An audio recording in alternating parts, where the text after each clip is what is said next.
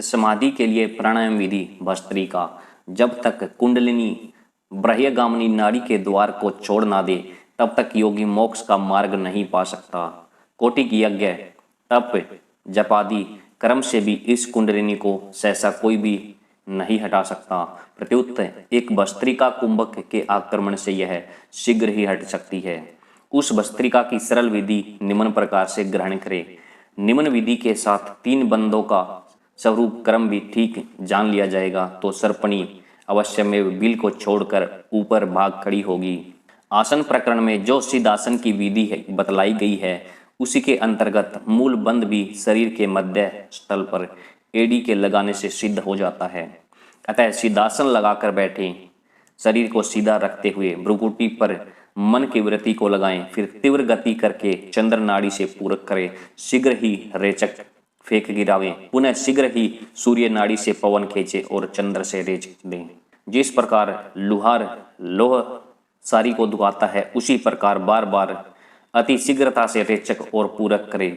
जब थक जाएं तब शीघ्र ही सूर्य द्वार से प्राण को फेंके और भूमि पर टिका दें, वहीं पर रोके रहें। उक्त रुके हुए प्राण को देखें कि किस स्थल पर प्राण टिका हुआ है और कितनी मात्रा तक टिका हुआ है।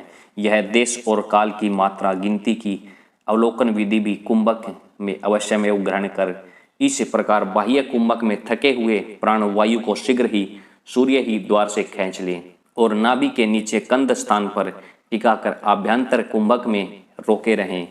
उसी के अनंतर में शीघ्र ही जलंधर बंद देकर प्राण की गति नीचे को और गुदा के सिकोड़ने की शक्ति से अपान की ऊपरी गति करके प्राणायाम दोनों को एक ही जगह मिलावे टकरावे। इस तरह मूल बंद से टकराकर ऊपर गति वाले अपान और कंठ कूप पर ठोडी के लगाने पर जलंधर बंद से टकराकर नीचे गति वाले प्राण का एकीकरण होते ही नाभि को पीछे की तरह खींचना ताना रूप जो उड्डयन बंद है उसे जोर से पुनः पुनः लगाने का प्रयत्न करें और इतना कस के ताने जाने क्या नाभि पीठ से लग जाए। इससे प्राण ऊपर की तरफ सुखमना मार्ग से उड़ने लगते हैं। इसी तरह इसको उड्डयन बंद कहते हैं। इस प्रकार उपरोक्त विधि से तीनों बंदों के सहित भस्त्रिका कुंभक करने से सर्पणी मोक्ष द्वार को छोड़कर ऊपर को भागने लगती है और वह स्वादिष्टान मणिपुर चक्र को भेदन करती हुई अनाहत चक्र में पहुंच जाती है और मीठी नाद ध्वनि सुनाती है। जाने क्या लाठी से छुई हुई भुजंगी ऊपर को फन करके फुतरा रही है। चक्र अनाहत प्राण शक्ति के पहुंचते ही नाना प्रकार के बाजों की धुनी होने लगती है जिसे सुनते ही योगी के मन में हर्षोत्पन्न होता है। उक्त अनाहत चक्र तक पहुंचकर कुंडलनी पुनः उसी कंद स्थान सुखमणि द्वार पर आ जाती है। उसको प्रोक्ति भस्त्रिका विधि से पुनः पुनः ऊपर को चलावें। 3 समय अथवा दोनों काल की प्रतिदिन कुंभक करें। तो इसको प्रथम दिन 4 से प्रारंभ करके 1-2 की वृद्धि से 18 तक लगावें। इस प्रकार भस्त्रिका कुंभक की घर्षणाग्नि और बंदों से टकराकर 3 या 13 अथवा कुछ दिन में ही शक्ति जग जाती है।